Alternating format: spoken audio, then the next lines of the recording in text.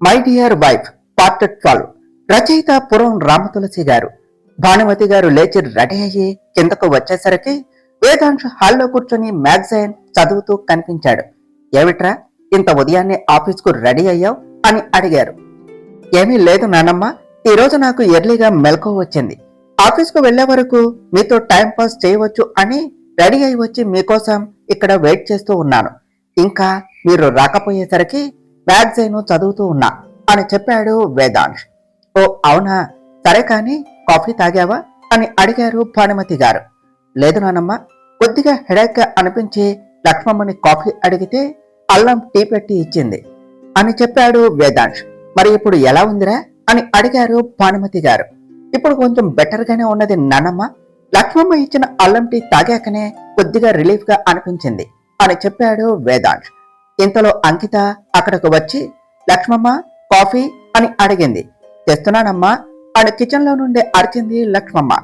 ఏమిటే అంకిత, నువ్వు ఈ రోజు ఎర్లీగానే లేచినట్టున్నావు అని అడిగారు భానుమతి గారు.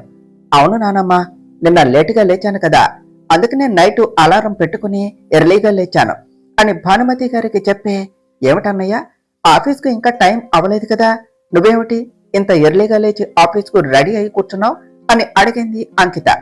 నా సంగతి పక్కన పెట్టు, ఇంతకీ మీ ఫ్రెండ్ తన పేరేమిటి? ఆ మంజు ప్రాజెక్ట్ ప్లాన్ ని రెడీ చేసిందా అని అడిగాడు వేదాంశ్. ఏమో అన్నయ్య, నాకు తెలిసి ఈ పాటికి ఫినిష్ చేసింది అని అనుకుంటున్నాను అని చెప్పింది అంకిత. వేదాంశ్ మనసులోనే ఈ రోజు ఏం చేస్తుందో ఇవాళ చూడాలి అని అనుకున్నాడు.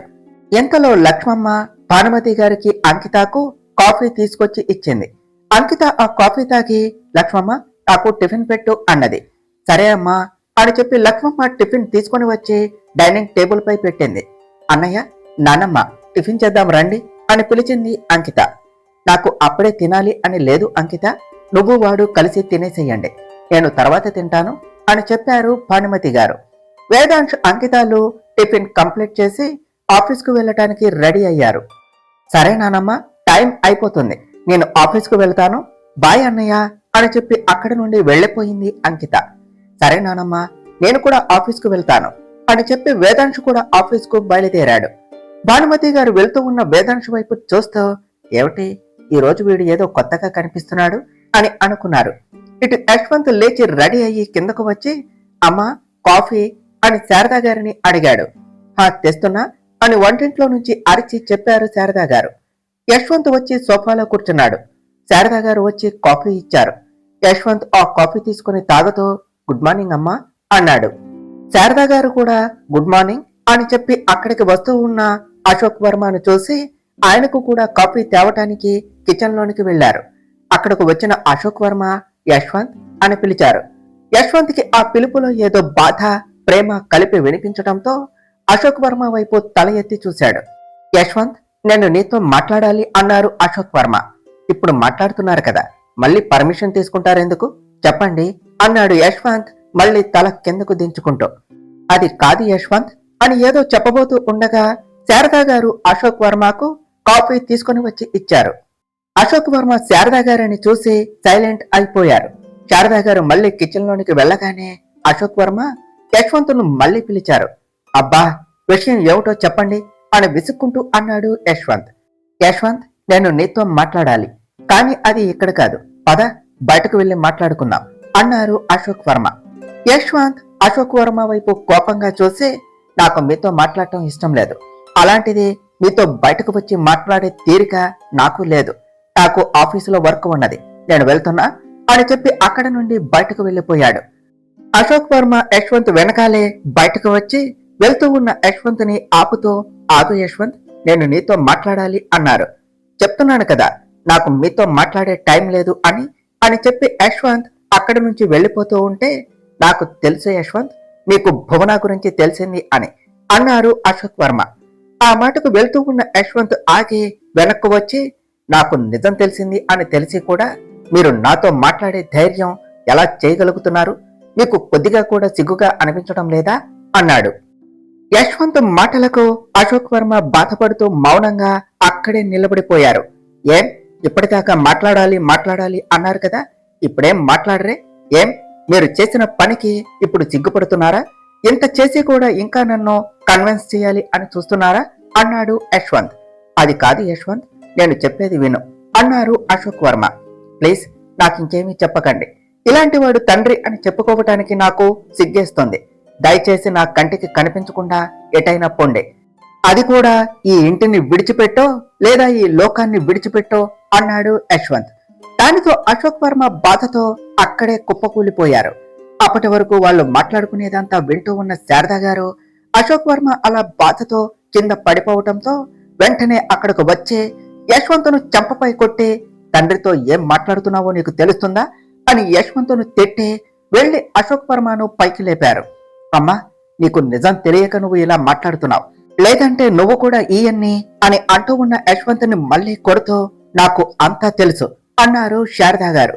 ఇటు మంజు, అంకిత ఒకే టైంలో ఆఫీస్కు రీచ్ అయ్యారు. ఇద్దరు స్కూటీ లాక్ చేసి మాట్లాడుకుంటూ ఆఫీసులోనికి వచ్చారు. ఏమిటి మంజు, వర్క్ ఫినిష్ అయ్యిందా అని అడిగింది అంకిత. అంకిత, ఫినిష్ అయ్యింది అని చెప్పింది మంజు. ఇంతలో వేదాంశ్ కార్ అక్కడకు వచ్చి ఆగింది. మంజు, అంకితాలు వెనక్కు తిరిగి ఆ కారుని చూస్తూ ఉన్నారు. మంజు ఆ కారులో నుండి దిగుతూ ఉన్న వేదాంశును చూసి అంకిత వెనక్కు వెళ్లి దాక్కున్నది. అది గమనించిన అంకిత, ఏమైంది మంజు, ఎందుకు నా వెనక్కు వచ్చావు అని అడిగింది. అబ్బా అంకిత, కాసేపు కదలకుండా సైలెంట్ గా ఉండు అన్నది మంజు. అంకిత సైలెంట్ అయిపోయింది. కారు దిగిన వేదాంశ్ మంజు తనకి కనిపించకుండా ఉండటానికి అంకిత వెనక్కు వెళ్లి హైడ్ అవటం చూసి తనలో తానే నవ్వుకొని అదేది గమనించినట్టు స్ట్రైట్ గా ఆఫీసులోనికి వెళ్లిపోయాడు. అతను లోనికి వెళ్ళగానే మంజు అంకిత పక్కకు వచ్చి, ఓ మై గాడ్, జస్టులో తప్పించుకున్నాను అని చెప్పింది. అది విన్న అంకిత, ఏమిటి మంజు, ఎందుకు నువ్వు బాస్ను చూసి భయపడి నా వెనక్కు వచ్చి దాక్కున్నావు? అంతకు ముందు కూడా బాస్ మనల్ని పిలిచినప్పుడు నువ్వు ఫేస్ కవర్ చేసుకున్నావు ఎందుకు? అసలు ఏం జరిగింది అని అడిగింది. మంజు వేదాంశుతో జరిగిన గొడవ అంతా చెప్పింది. అది విన్న అంకిత నోటిపై చేయి వేసుకుని, ఏమిటి, అన్నయ్యతో గొడవపడి మళ్ళీ అతని ఆఫీసులోనే జాయిన్ అయ్యావా అని అడిగింది. ఏమిటి అన్నయ్యనా అన్నది మంజు. అన్నయ్య అనలేదు, ఆయనతో అని అన్నా అని చెప్పి కవర్ చేసింది అంకిత. అవునా అన్నది మంజు. అయినా ఇలా ఎన్ని రోజులు అని బాస్ కి కనిపించకుండా తిరుగుతావు? ఏదో ఒక రోజు ఆయన కంట పడతావు కదా, అప్పుడేం చేస్తావు అని అడిగింది అంకిత. ఏమో అంకిత, ప్రస్తుతానికైతే ఆయన కోపం తగ్గే వరకు నేను ఆయన కంట పడకపోవటమే మంచిది. నువ్వు కూడా ఈ విషయం ఎవరికి చెప్పకు అన్నదే మంజు. ఎవరికి చెప్పంలే కాని, సరే పద లోపలికి వెళదాం అన్నది అంకిత. అలా ఇద్దరు లోనికి వెళ్లారు. వాళ్ళు అలా లోపలకు వెళ్ళగానే వాళ్ళ వెనకే ఉన్న హరీష్ నవ్వుతూ, మంజు బాస్ కి కనిపించకుండా ఫేస్ కవర్ చేసుకుని తిరుగుతున్నావా? నేను నిన్ను బాస్ దగ్గర బ్యాట్ చేద్దాము అనుకుంటే ఆల్రెడీ బాస్ నీ మీద కోపంగా ఉన్నారు అన్నమాట. ఇప్పుడు ఏం చేయాలో నాకు అర్థమైంది అని అంటూ గట్టిగా నవ్వుకున్నాడు.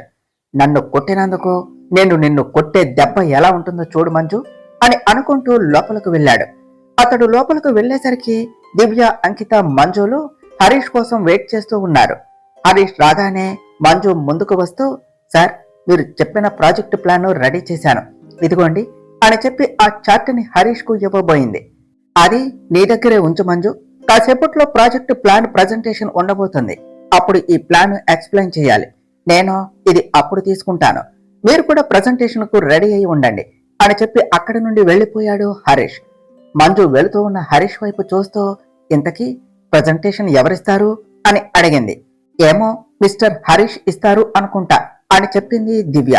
మరి ప్రాజెక్ట్ ప్లాన్ కూడా చూడకుండా ఎలా ఎక్స్ప్లెయిన్ చేస్తారు అని మనసులోనే అనుకున్నది మంజు.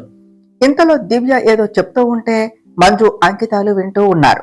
వేదాంశు లోనికి వచ్చి తన ఛాంబర్లో జగదీష్ తీసుకుని వచ్చే ఇన్ఫర్మేషన్ కోసం వెయిట్ చేస్తూ ఉన్నాడు.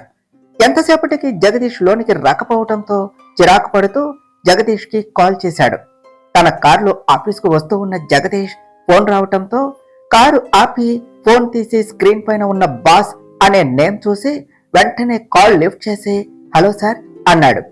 ఏమిటి జగదీష్, ఇంకా ఆఫీస్కు రాలేదు అని తనపై సీరియస్ అయ్యాడు వేదాంశ్. జగదీష్ భయపడుతూ, సార్, నేను ఇంకొక 5 minutes లో ఆఫీసులో ఉంటాను, అలాగే మీకు కావలసిన ఇన్ఫర్మేషన్ కూడా తీసుకుని వస్తున్నాను సార్ అన్నాడు. ఆ మాట వినగానే వేదాంశ్ కొద్దిగా కూల్ అవుతూ, సరే త్వరగా రా అని చెప్పి కాల్ కట్ చేశాడు. జగదీష్ కొద్దిగా ఊపిరి పీల్చుకొని మళ్ళీ కారు స్టార్ట్ చేసి ఆఫీస్కు వెళ్ళాడు. ఆఫీస్కు రావటంతోనే తన బ్యాగ్ ను పట్టుకొని వేదాంశు ఛాంబర్లోనికి ఎంటర్ అయ్యాడు. తన ఛాంబర్లోనికి వచ్చిన జగదీష్ ని చూస్తూ, వచ్చావా, ఏది ఆ ఇన్ఫర్మేషన్, తెచ్చావా అని ఎక్సైట్ అవుతూ అడిగాడు వేదాంశ్.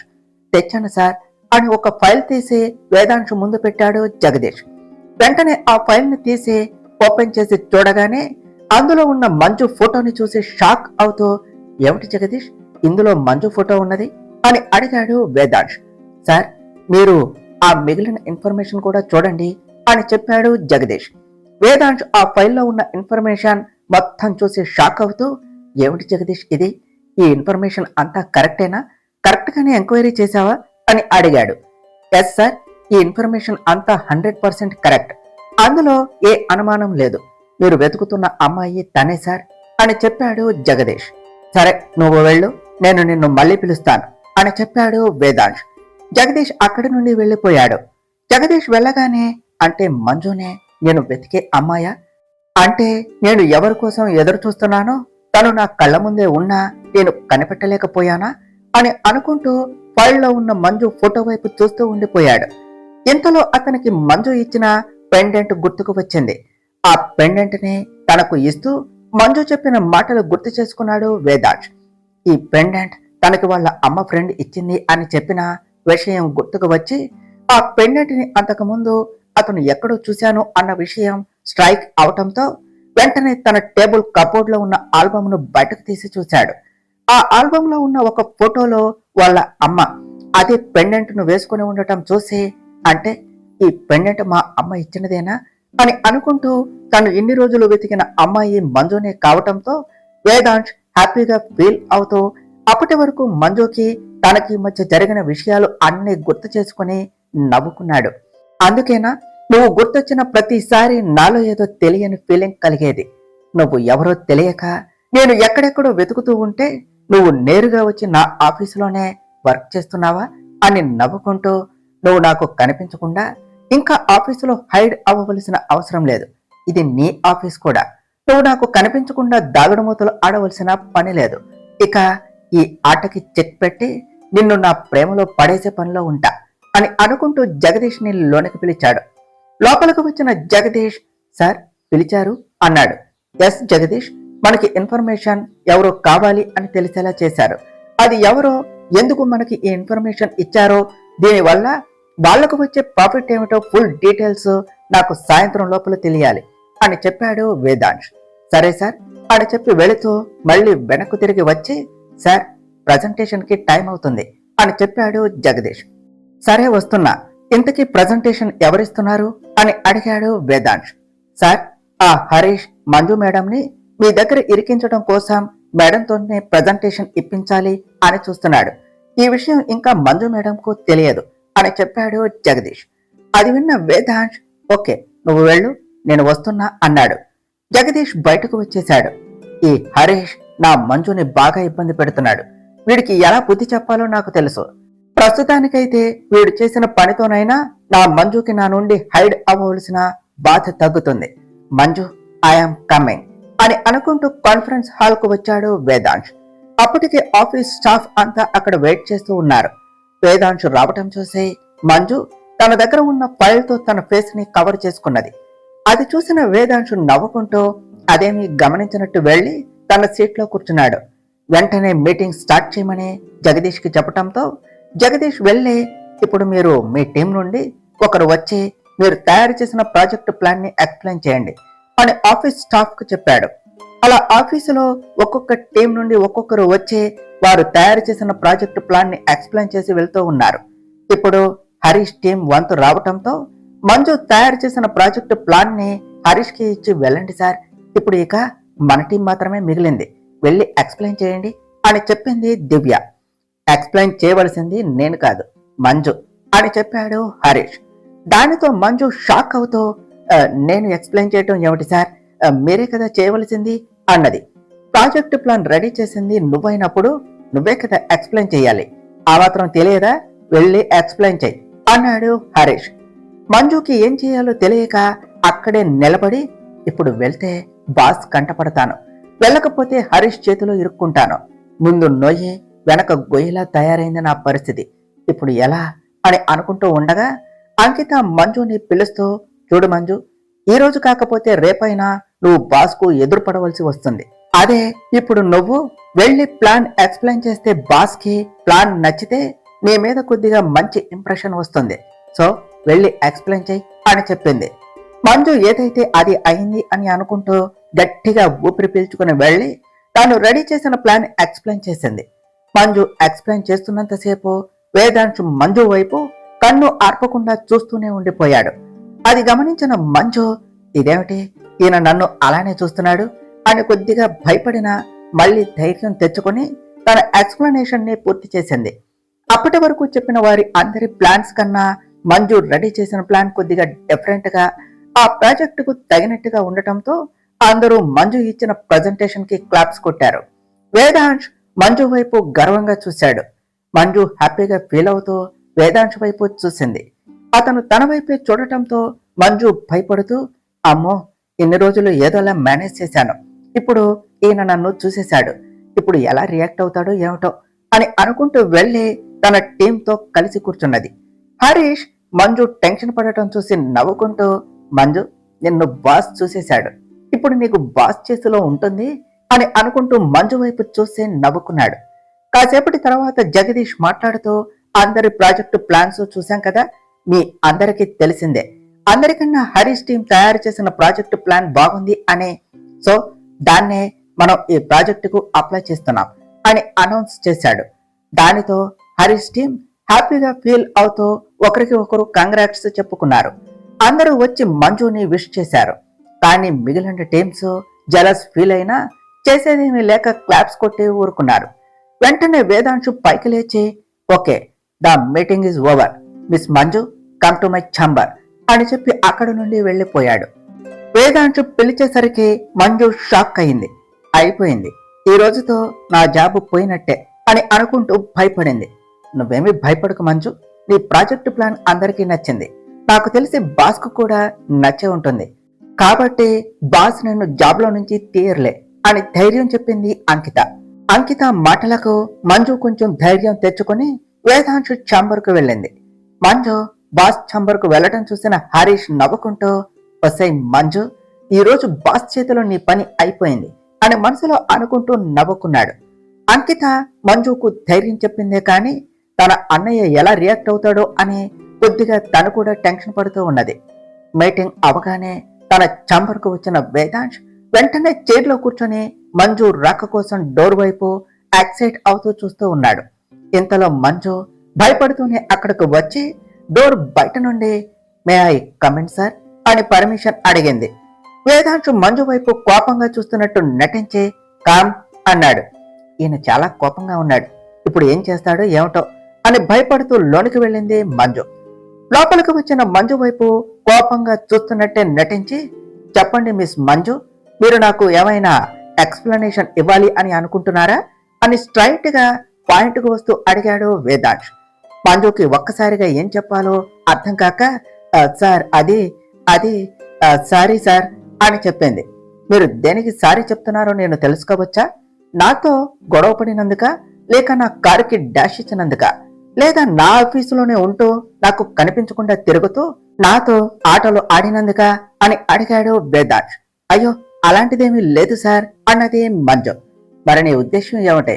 ముందు నాతో గొడవ పడ్డావు, తర్వాత నాకే తెలియకుండా నా ఆఫీసులో జాయిన్ అయ్యావు, ఇప్పటి వరకు నా కంటికి కనిపించకుండా ఫేస్ కవర్ చేసుకుని నా చుట్టూతానే తిరిగావు, అసలు నువ్వు నా ఆఫీసులోనే ఎందుకు జాయిన్ అయ్యావు అని అడిగాడు వేదాంశ్. నా కర్మకాలి అని నోట్లోనే గొనుక్కున్నది మంజు. అది విన్న వేదాంశ్ నవ్వుకుంటూ మళ్ళీ వినపడనట్టు, ఏమిటి ఏమన్నావు అని అడిగాడు. సారీ సార్, మీరే నా బాస్ అని తెలియక గొడవ పడ్డాను, అంతే తప్ప నేను ఈ జాబ్ లో జాయిన్ అవడానికి వేరే ఉద్దేశం ఏమీ లేదు సార్ అని చెప్పింది. నీకు వేరే ఉద్దేశం లేనప్పుడు నువ్వు నీ ఫేస్ ని ఎందుకు కవర్ చేసుకుని తిరిగావు అని అడిగాడు వేదాంశ్. నేను మీకు కనిపిస్తే ఎక్కడ నన్ను జాబ్ లో నుండి తీసేస్తారో అని భయపడి అలా చేశాను, ఐఎమ్ రియల్లీ సారీ సార్ అని చెప్పింది మంజు. దానికంటే నువ్వు స్ట్రైట్ గా వచ్చి ఆ రోజే ఈ సారీ చెప్పి ఉంటే నిన్ను ఎక్స్క్యూజ్ చేసేవాడని, బట్ ఇప్పుడు అని అంటూ ఆగిపోయాడు వేదాంశ్. అయిపోయింది, ఇప్పుడు ఇతను నన్ను జాబ్లో నుంచి తీసేయాలి అని అనుకుంటున్నాడు. ఇప్పుడు నాకు ఈ జాబ్ పోతే అమ్మ హాస్పిటల్ బిల్లు ఎలా పే చేయాలి? అసలే అమ్మకు ట్రీట్మెంట్ చేయటం చాలా అవసరం అని గుర్తు చేసుకుని బాధపడుతూ అలానే ఉండిపోయింది మంజు. అది గమనించిన వేదాంశ్ అతడు మంజుని బాగా ఇబ్బంది పెడుతున్నాడు అని అర్థం చేసుకుని వెంటనే ఓకే, ఈ విషయాన్ని ఇక్కడితో వదిలేద్దాం. ఈ ఒక్కసారికి నేను మిమ్మల్ని క్షమిస్తున్నాను మిస్ మంజు, ఇది మళ్ళీ రిపీట్ కాకుండా చూసుకోండి అని చెప్పాడు. ఆ మాట వినగానే మంజు హ్యాపీగా ఫీల్ అవుతూ, అంటే మీరు నన్ను జాబ్లో నుంచి తీసేయట్లేదా అని ఆనందం నిండిన కళ్ళతో అడిగింది. లేదు మిస్ మంజు, నిజానికి నువ్వు చేసిన పనికి నేను జాబ్లో నుండి తీసేయాలి. కానీ నీతో పర్సనల్ గా జరిగిన గొడవని నేను ప్రొఫెషనల్ గా తీసుకోవాలి అని అనుకోవటం లేదు. అది కాక ఈ రోజు నువ్వు రెడీ చేసిన ప్రాజెక్టు ప్లాన్ నాకు బాగా నచ్చింది. సో నేను మిమ్మల్ని జాబ్లో నుండి తీయటం లేదు. నౌ యూ కెన్ గో అన్నాడు వేదాంశ్. మంజు హ్యాపీనెస్ తో ఎక్సైటెడ్ గా ఫీల్ అవుతూ వేదాంశు దగ్గరకు వెళ్లి అతని చెయ్యి పట్టుకుని thank you sir, thank you so much అని చెప్పింది. సడన్ గా మంజు తన చెయ్యి పట్టుకోవటంతో వేదాంశు షాక్ అవుతూ మంజు వైపు ఆశ్చర్యముగా చూస్తూ ఉండిపోయాడు. అంతలోనే మంజు సంతోషంలో తను ఏం చేస్తుందో అర్థం చేసుకుని వెంటనే వేదాంశు చెయ్యి వదిలేసి సారీ సార్, హ్యాపీనెస్ తో మీరు బాస్ అని మర్చిపోయి మీ చెయ్యి పట్టుకున్నాను అని చెప్పింది. ఇదే ఈ ఎక్స్ట్రాలే తగ్గించుకొని వర్క్ చెయ్యి అని మంజు వైపు కోపంగా చూస్తున్నట్టు మొహం పెట్టి అన్నాడు వేదాంశ్. ఓకే సార్ అని నవ్వుతూ చెప్పి ఇక నేను వెళ్ళొచ్చా అని అడిగింది మంజు. అది బొట్టు పెట్టి చెప్పాలా, వెళ్ళు అన్నాడు వేదాంశ్. ఓకే సార్ అని చెప్పి బయటకు వచ్చి డోర్ క్లోజ్ చేసి కోపిస్తోడు, అంత కోపం ఎందుకు, కొంచెం కూల్ గా మాట్లాడవచ్చు కదా అని తిట్టుకుంటూనే, కానీ మంచోడేలే, వేరే వాళ్ళైతే ఈ పాటికి నన్ను జాబ్లో నుంచి తీసేసేవారు, మొత్తానికి ఒక పెద్ద గండం నుంచి బయటపడ్డా అని అనుకుంటూ అక్కడి నుంచి వెళ్ళిపోయింది మంజు. మంజు బయటకు వెళ్ళగానే వేదాంశ్ మంజు పట్టుకున్న తన చేతి వైపు చూసుకున్నాడు. ఆ క్షణం అతనికి ఏదో తెలియని ఫీలింగ్ కలిగింది. మొదటిసారి మంజు తన చెయ్యి పట్టుకోవటంతో ఆమె చేతి స్పర్శ అతనికి వెచ్చగా అనిపించింది. అది గుర్తు చేసుకుని అతని పెదవులపై సన్నని చిరునవ్వు వచ్చింది. నిన్ను ఇలా ఆట పట్టిస్తూ ఉంటే నాకు చాలా థ్రిల్లింగ్ గా ఉన్నది మంజు. పైకి నీ మీద కోపం చూపిస్తున్నాను, కానీ మనసులో నువ్వంటే ఎంత ప్రేమ ఉన్నదో నీకు తెలియదు మంజు. నా ప్రేమను నీకు చూపించే క్షణం ఎప్పుడు వస్తుందో అని ఎదురు చూస్తూ ఉన్నాను అని అనుకున్నాడు. ఇటు శారదా గారు తనకి అంతా తెలుసు అని చెప్పటంతో అశోక్ వర్మ, యశ్వంత్ వర్మ షాక్ అయ్యారు. ఏమంటున్నావు అమ్మా అన్నాడు యశ్వంత్. అవును, నాకు అంతా తెలుసు అని చెప్పారు శారదా గారు. నువ్వు దేని గురించి మాట్లాడుతున్నావమ్మా అని అడిగాడు యశ్వంత్. నువ్వు దేని గురించి అయితే మీ నాన్నను అసహించుకుంటున్నావో అదే విషయం భువనా గురించి అన్నారు శారదా గారు. మరి తెలిసి కూడా నువ్వు ఈయన్ను ఎందుకు భరిస్తున్నావమ్మా అన్నాడు యశ్వంత్. ఎవరు ఎవరిని భరిస్తున్నారు అన్నది నాకు తెలుసు, నీకేం తెలుసు ఆయన గురించి? ఆయన మనకు తెలియకుండా ఎంత బాధపడుతున్నారో నాకు తెలుసు. నిజం చెప్తే నేను ఎక్కడ బాధపడతానో అని తనలో తానే ఎంత బాధపడుతున్నారో నాకు తెలుసు అన్నారు శారదా గారు. ఏం మాట్లాడుతున్నావమ్మా? ఆయన నీకు భువనా గారికి ఎంత అన్యాయం చేశారో తెలుసా అన్నాడు యశ్వంత్. అన్యాయం చేసింది ఆయన కాదు, మీ నాన్నమ్మ అన్నారు శారదా గారు. ఏమిటమ్మా నువ్వు అనేది? నాకేమీ అర్థం కాలేదు, అసలు ఏం జరిగింది అని అడిగాడు యశ్వంత్. దానితో శారదా గారు జరిగినది చెప్పటం మొదలు పెట్టారు. నీకు తెలిసిందే కదా, మీ నాన్నమ్మకు జాతకాల పిచ్చి ఉంది అని. ఆ పిచ్చితోనే ఒక స్వామీజీ దగ్గరకు వెళ్ళి నీ జాతకం, మీ నాన్న జాతకం చూపించింది. ఆ స్వామీజీ నీ జాతకం వల్ల నీ తండ్రికి ప్రాణగండం ఉన్నది అని చెప్పాడు. మీ నాన్నమ్మ పరిష్కార మార్గం అడిగితే అతను పుణ్యస్త్రీ జాతకం కలిగిన అమ్మాయిని పెళ్లి చేసుకుంటే మీ నాన్నకు ఆ ప్రాణగండం పోతుంది అని చెప్పాడట. దానితో మీ నాన్నమ్మ ఆ జాతకం కలిగిన అమ్మాయి కోసం ఎక్కడెక్కడో వెతికింది.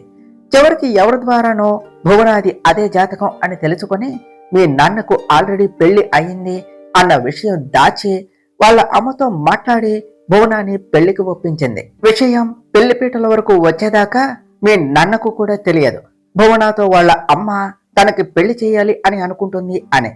తెలిసిన వెంటనే ఆయన నేను ఈ పెళ్లి చేసుకోను అని తెగించి చెప్పటంతో మీ నాన్నమ్మ నువ్వు పెళ్లి చేసుకోకపోతే నేను చచ్చిపోతాను అని బెదిరించింది.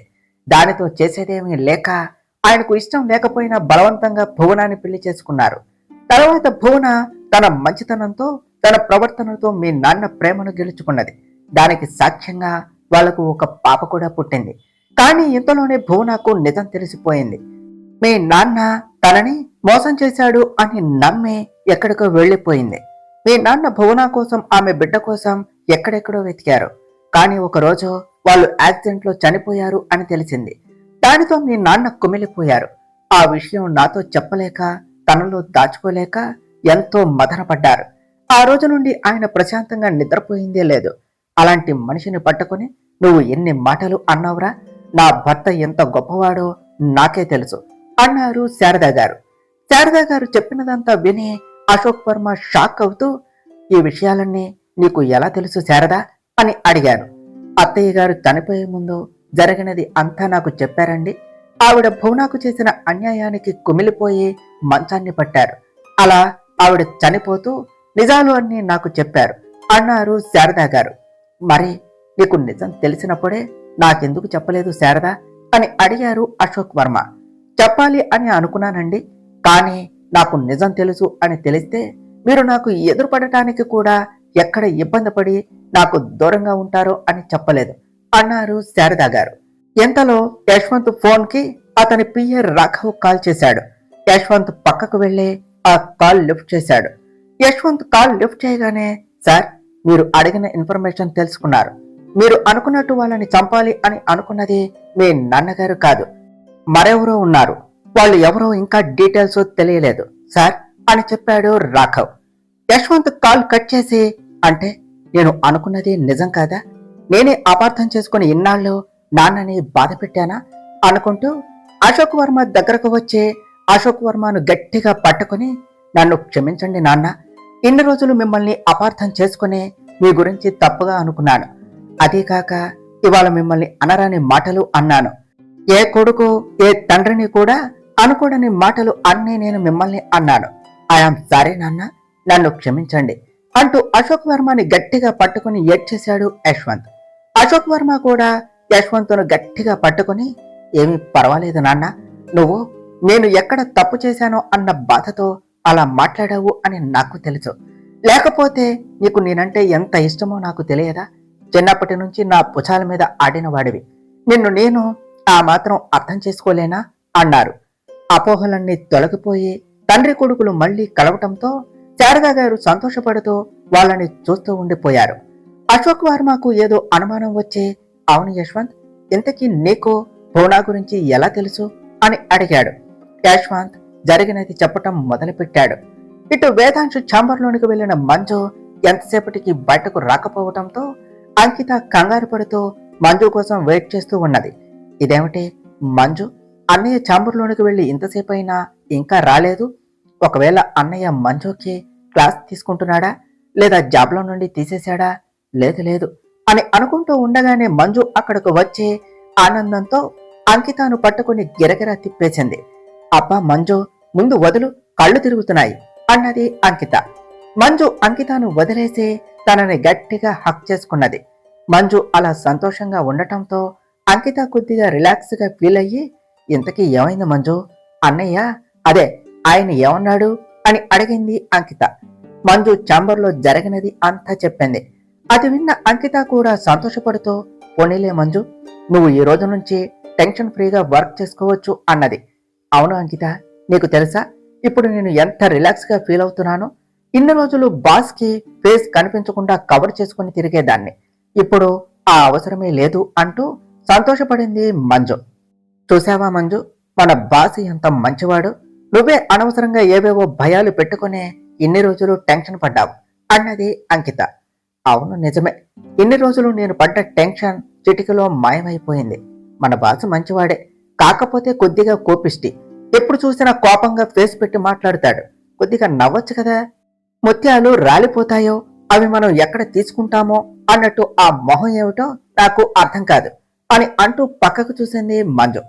ఇంతలో అక్కడకు వచ్చిన వేదాంశు మంజు చెప్పేదంతా వింటూ కోపంగా చూశాడు. మంజుకి ఏం మాట్లాడాలో తెలియక, హలో సార్, మీరేమిటి ఇక్కడ? ఇప్పుడే మీ గురించి, మీ మంచితనం గురించి అంకితకి చెప్తున్నా అని నవ్వుతూ చెప్పింది.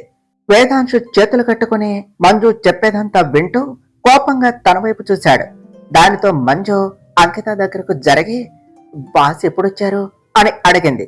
నువ్వు సార్ గురించి చెప్పడం స్టార్ట్ చేసినప్పుడే వచ్చారు అని చెప్పింది అంకిత. మరి బాస్ వచ్చిన వెంటనే నాకు చెప్పాలి కదా అంకిత అన్నది మంజు. చెప్పే గ్యాప్ ఎక్కడిచ్చావు, వాగుతూనే ఉన్నావుగా అన్నది అంకిత. ఏం చేస్తాం, నోటి దూల అని తను తిట్టుకుంటూ నవ్వుతూ వేదాంశ్ వైపు చూసింది మంజు. వేదాంశ్ ఇంకా తనని కోపంగానే చూడటంతో సైలెంట్ అయ్యి కామ్గా అక్కడ నుంచున్నది. వేదాంశు మనసులోనే నవ్వుకుంటూ తన పక్కనే ఉన్న జగదీష్ కి సైగ చేశాడు. వెంటనే ఆఫీస్ స్టాఫ్ అందరినీ గ్యాదర్ చేసి, అందరూ వినండి, సార్ ఒక ముఖ్యమైన అనౌన్స్మెంట్ చేయబోతున్నారు అని చెప్పాడు జగదీష్. అందరూ అలర్ట్ అవుతూ వేదాంశ్ ఇవ్వబోయే అనౌన్స్మెంట్ కోసం ఎదురు చూస్తూ ఉన్నారు. మంజు అంకితాలు కూడా అతను చెప్పబోయే విషయం ఏమిటో తెలుసుకోవాలి అని వేదాంశ్ వైపు చూశారు. హలో ఎవ్రీవన్, మీ అందరికీ తెలిసిందే మన కంపెనీ ఈ సిటీలోనే నెంబర్ 1 పొజిషన్ లో ఉన్నది అని. కానీ ఇప్పుడు మనం ఒక అడుగు ముందుకు వేసి మన బిజినెస్ ని త్వరలోనే స్టేట్స్ లో కూడా ఎక్స్పాండ్ చేయబోతున్నాం అని చెప్పాడు వేదాంశ్. ఆ విషయం విన్న ఆఫీస్ స్టాఫ్ అంతా సంతోషంగా ఒకరి మొహం ఒకరు చూసుకుంటూ గట్టిగా క్లాప్స్ కొట్టి కంగ్రాట్స్ సార్ అని చెప్పారు. ఈ సక్సెస్ కి మెయిన్ రీజన్ మీరే. మీ అందరి కష్టంతోనే మనం ఇప్పుడు ఈ స్థాయికి వచ్చాం. So we have to celebrate our success. అందుకనే నేను సాటర్డే నైట్ గ్రాండ్ గా పార్టీ ఇవ్వబోతున్నా. అందరూ కన్ఫర్మ్ గా ఆ పార్టీకి అటెండ్ అవ్వాలి అని చెప్పి మంజు వైపు ఓరగా చూసే అక్కడ నుంచి వెళ్లిపోయాడు వేదాంశ్. వెళ్తూ వెళ్తూ తన వైపు ఓరగా చూసిన వేదాంశును గుర్తు చేసుకుని, ఇతనికి నా మీద కోపం వచ్చినట్టున్నది. అయినా నా నోటిదూల కాకపోతే నేను అంత గొడవ చేసిన నన్ను ఎక్స్క్యూజ్ చేసి నా వర్క్ చూసుకోమని చెప్తే అలాగే అని చెప్పి ఊరుకోక బయటకు వచ్చి మళ్ళీ పిచ్చివాగుడు వాగాను అని తనని తాను తిట్టుకుంటూ వెళ్లి తన సీట్లో కూర్చున్నది మంజు. విన్నారా గర్ల్స్, సాటర్డే నైట్ పార్టీ అట. మన బాస్ ఇచ్చే పార్టీ అంటే మామూలుగా ఉండదు, బిందాస్ గా ఉంటుంది. మన బాస్ ఇచ్చే పార్టీకి సిటీలో ఉన్న పెద్ద పెద్ద సెలబ్రిటీలు కూడా వస్తారు తెలుసా అన్నది దివ్య. అవునా దివ్య అని అడిగింది మంజు. అవును మంజు, వెంటనే రవిని తీసుకుని వెళ్లి పార్టీ కోసం న్యూ డ్రెస్ కొనుక్కోవాలి. ఇంతకీ మీరిద్దరు పార్టీకి ఏం డ్రెస్ వేసుకోబోతున్నారు అని అడిగింది దివ్య. నా దగ్గర ఆల్రెడీ ఒక డ్రెస్ ఉన్నది అని చెప్పింది మంజు. ఆ టైంకి ఏదో ఒకటి అరేంజ్ చేసుకుంటా అని చెప్పింది అంకిత. అలా వాళ్ళు పార్టీ గురించి మాట్లాడుకుంటూ ఉన్నారు. తర్వాత ఏమి జరిగిందో నెక్స్ట్ పార్ట్లో తెలుసుకుందాం ఫ్రెండ్స్. డియర్ ఫ్రెండ్స్, మీకు గనక ఈ కథ నచ్చినట్లయితే మీ అభిప్రాయాలను కామెంట్ల రూపంలో తెలియచేయండి. ఈ వీడియోను లైక్ చేయండి, షేర్ చేయండి. మా ఛానల్ను సబ్స్క్రైబ్ చేసుకోండి ఫ్రెండ్స్. Thank you.